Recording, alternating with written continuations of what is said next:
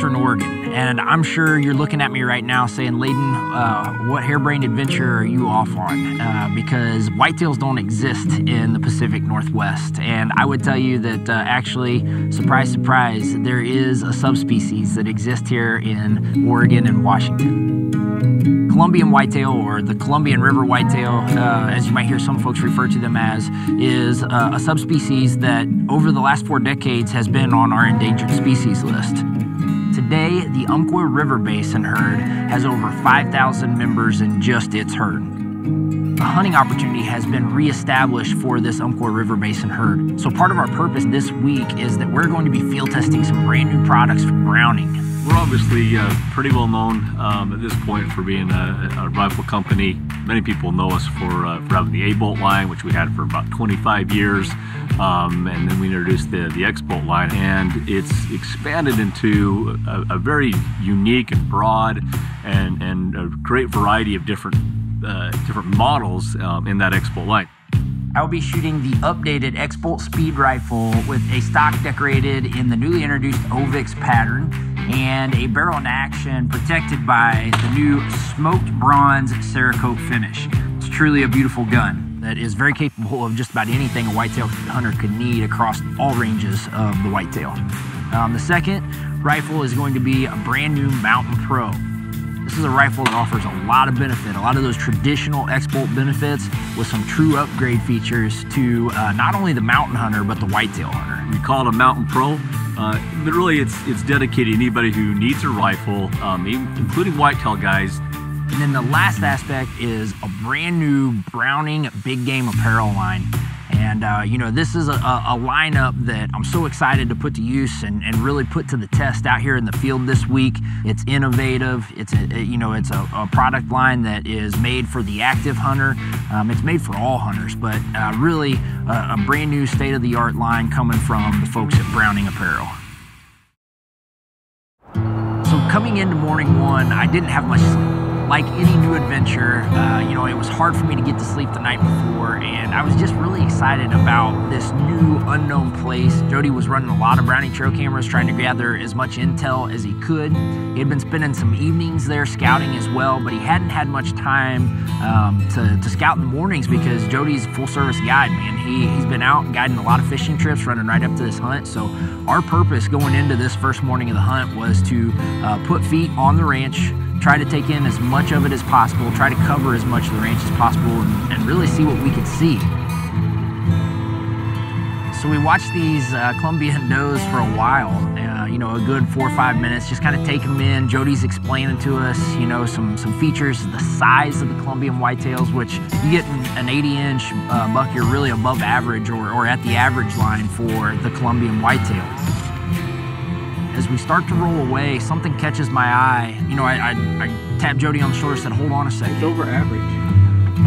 And I could tell out of the gate, this was a big, mature specimen of the species. It's got either giant brow tines or it's a tint. Dude, it looks good to me. Yeah. Yeah. Hop on it, you got your gun? Oh, hell yeah, he got dive, boys. You know, we stopped what we were doing and the mad scramble began. We were gonna try to assemble, you know, a hunter, a cameraman, and try to make a pursuit on this whitetail. And as you can expect, it was a bit of a mess.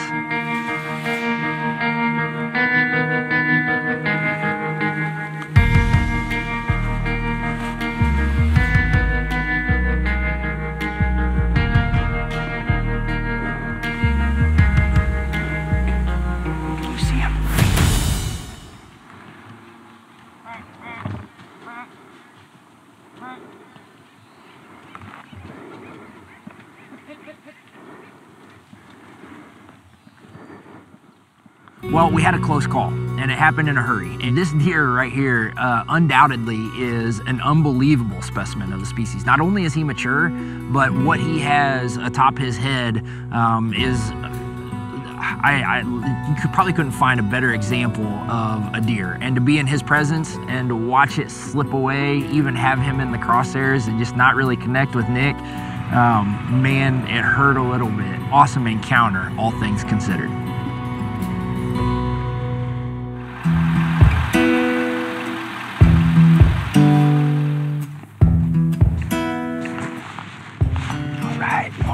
2 here in Oregon. We snuck back into our position up above this good buck that we saw yesterday morning and evening. Hope is that he's gonna come walking through. He was a drainage over from us yesterday when we first put eyes on him. And we've got Rafe next to us over on the other side of the ridge, hunting that drainage. I'm hunting this drainage.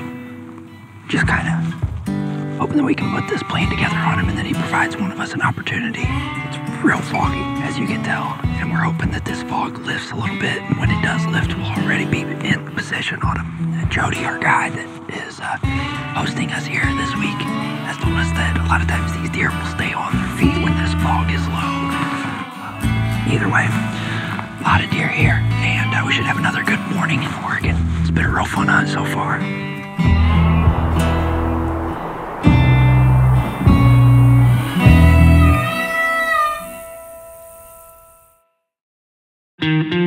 Well, this morning is quite different than the last 2 mornings. Rafe and I had decided that we were going to hunt different drainages, both on the side of a ridge that runs down into the foothills, which is exactly where we spotted the big whitetail the first morning. There was one little point where I could look up and I could actually see down into the drainage that Rafe would be overlooking, just because of how the terrain kind of laid right there. And I told Nick, I said, man, I feel like I probably ought to just check in case, that deer would happen to be right below us, just on this side of the ridge, or, even if that deer's down in Rafe's side, just check. And I'm glad I did.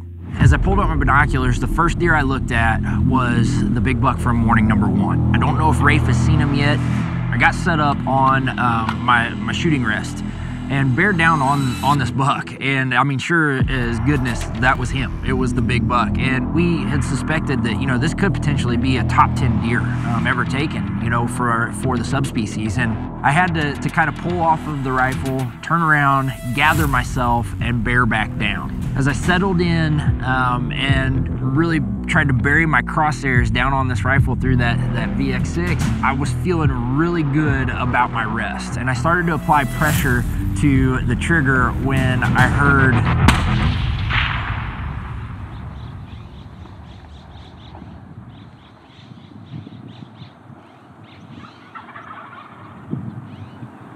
Get that? Yes. In that situation, some people could have looked at that and been maybe a little disappointed that a world-class specimen of the species that they were hunting was just shot as they were looking at it through the scope, but I was elated. I was so excited about this moment. I was so excited for him. I was so excited for us. My hunt had just been made. The whole hunt had just been made, and I couldn't be more excited for the conversation that I was about to have. Oh, you did it again. I was so sorry. You literally shot one out from under a rider. Literally. No, I was afraid that you guys didn't see it when I gave you the shout. That's what I was like. Right, bear down, because I didn't know if you guys had seen it. I'm so sorry. What are you talking about? You just killed me. I know, but no, dude, don't shot your deer. No. I shot Mr. Whitetail's deer. I do feel bad because afterwards Layden came up and let me know that he was actually watching through his crosshairs and was about to shoot just before I did. And I wish he had gotten a shot at him too, since he had the earlier opportunity at him. To Layden's credit, he was perfectly happy for me, and I appreciate that from him, and excited to be there and take such a world-class animal on a hunt like this. I couldn't have been happier. I couldn't have been happier. I do feel a little bad about You shouldn't be. taking them like that in front of you, but No, this is what deer hunting's about, man. It is. We've had such a fun time. I mean, honestly, it's just been great. This is just The epitome of deer camp, fellowship fun, and to put a cherry on top of it like this. As we recovered this deer, and we all stood around as a group there, myself, Sean Skipper, from Leupold, and Rafe, of course, who had taken the deer, Jody, just to see what an amazing animal this was, and to kind of enjoy that as a group, it made the hunt. And I still had full intention of trying to make the most of the rest of my next day and a half, but the hunt was made right there. As we go into the final day of our hunt, everybody's pretty excited, and you never know, going into that last evening what you're going to get into. You're always hopeful, but more times than not, if you spend any time hunting, you realize that you're probably at that point not going to succeed because it's a game of statistics. But at the same time, like, you always have to be hopeful going into it. And we had seen a pretty good Colombian whitetail earlier in the week. As a matter of fact, we had an encounter with him, so we were going right back to where we'd seen him. We were going to try to harvest that deer. As we got to the top of the ridge, which I'll tell you was a climb. By all means, it was a climb. My heart was racing. We weren't 30 minutes into us viewing our area, our first kind of post there, and I looked up across the ridge. That 4x4, that 8-point is right down the ridge. He's there on the side hill, and we went to work.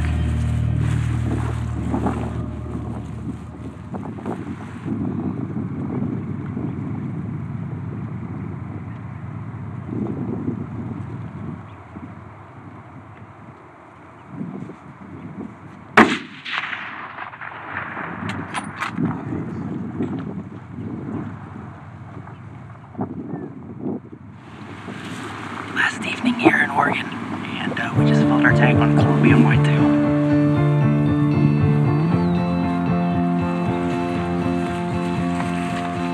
There he is. Looky there. That's him.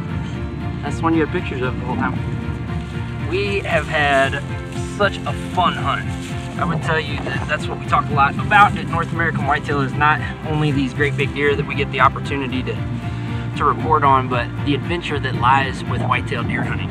And we have had nothing short of an adventure right here on the Umpqua River Valley in Oregon this week with Jody and Rafe and Sean Skipper, the whole crew that we've had here. And we fought weather and a little bit of adversity, and we witnessed one of the largest, probably one of the largest non-typical Colombian whitetail deer that has been taken be taken. And Rafe just made an awesome shot and made it all come together. And now we've got just this beautiful representation of the Colombian whitetail species. I'm just so privileged to be able to come out and enjoy this adventure with good people like those guys standing over there, and it's such a beautiful place. I mean, you look around here, what more could you want in a deer hunt? You know, outside of the great hunting adventure that we've had this week, to watch such a beautiful buck harvested that Rafe took, and another beautiful deer, great representation of the species that I harvested and tagged. We were using some pretty cool products this week. Specifically these Browning rifles. This X-Bolt Mountain Pro. This is a rifle that offers so many modern benefits that whitetail hunters should pay attention to. And the second rifle is the X-Bolt Speed. And really the story here is a platform that's already been established as a good option for whitetail hunters, especially whitetail hunters that might have the opportunity to extend their range a little bit in the field, ethically of course, but also might like to spend a lot of time on the range during the summer. This is a great option for you.